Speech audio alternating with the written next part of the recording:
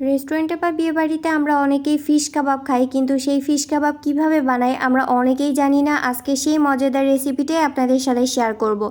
প্রথমে আমি এখানে বুট সিদ্ধ করে নিব। সো সিদ্ধ করার জন্য এটা কিন্তু আমি 4 থেকে 5 ঘন্টা ভিজিয়ে রাখছিলাম, তারপর পরিষ্কার করে ধুয়ে নিয়েছি। এই পর্যায়ে অ্যাড করে দিয়েছি কিছু গরম মশলা, তারপর এখানে দিয়ে দিলাম পরিমাণ মতো হলুদ এবং 1 চামচ পরিমাণ লবণ। দেওয়ার পর ওটা খুব ভালো করে সিদ্ধ করে নিব। তারপর ঠান্ডা হলে এটা ব্লেন্ডারে ব্লেন্ড করে নিব। অন্যদিকে একটা ফ্রাই প্যানে 3 পিস পরিমাণ রুই মাছ দিয়ে দিলাম, সামান্য পরিমাণ হলুদ, 1 চামচ পরিমাণ লবণ এবং সামান্য জিরার গুঁড়া দিয়েছি এবং 1 কাপ পরিমাণ পানি দিয়ে মাছটা খুব ভালো করে সিদ্ধ করে নিব। তারপর এটা ঠান্ডা করে কিন্তু কাঁটাটা বিছিয়ে নিতে হবে। এখানে দেখতে পাচ্ছেন আমি ডালও ব্লেন্ড করে নিয়েছি এবং মাছের কিন্তু কাঁটাটাও আমি বেছে নিয়েছি। তারপর এখানে দিয়ে দিলাম 1 কাপ পরিমাণ পেঁয়াজ কুচি, তারপর দিয়ে দিলাম মরিচ কুচি, সামান্য পরিমাণ জিরার গুঁড়া, গরম মশলা, পরিমাণ মতো লবণ, দিয়ে দিলাম একটা ডিম এবং এই পর্যায়ে অ্যাড করে দিব 2 টেবিল চামচ পরিমাণ কাবাব মশলা। সো আপনারা চাইলে এখানে 1 টেবিল চামচ পরিমাণ কাবাব মশলা দিতে পারবেন। সো আমি এখানে 2 টেবিল চামচ পরিমাণ কাবাব মশলা অ্যাড করে দিলাম। তারপর হাত দিয়ে খুব ভালো করে এটা এই পর্যায়ে মেখে নিতে হবে। সো এই কাজটা আপনারা অবশ্যই হাত দিয়ে করবেন।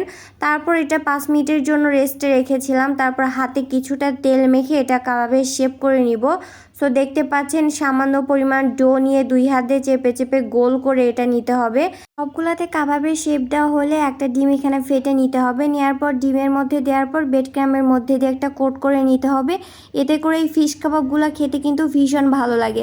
সো আমি এইভাবে সমস্ত ফিশ কাবাবগুলো তৈরি করে নিব। অনুরোধ থাকবে ভিডিওটা ভালো লাগলে অবশ্যই শেয়ার করে দিবেন, লাইক করবেন এবং কমেন্ট করবেন।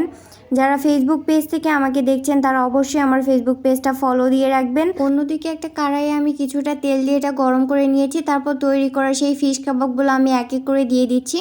সো এই পর্যায়ে কিন্তু একটু সাবধানে দিতে হবে, কোনোভাবে তেল যেন হাতে ছিটে না আসে। চুলার আঁচটা অবশ্যই মিডিয়াম লোতে রাখতে হবে, খুব বেশি বাড়িয়ে দেওয়া যাবে না, এতে করে উপরে কালার চলে আসলেও কিন্তু ভিতরে কাঁচাই থেকে যাবে।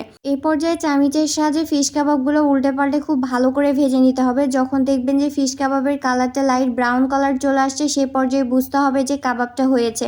তখন একটা স্টেনারের মাধ্যমে তেলটা ছেঁকে নিয়ে তুলে নিতে হবে। এই ফিশ কাবাবগুলো গরম গরম খেতে কিন্তু ভীষণ মজা লাগে।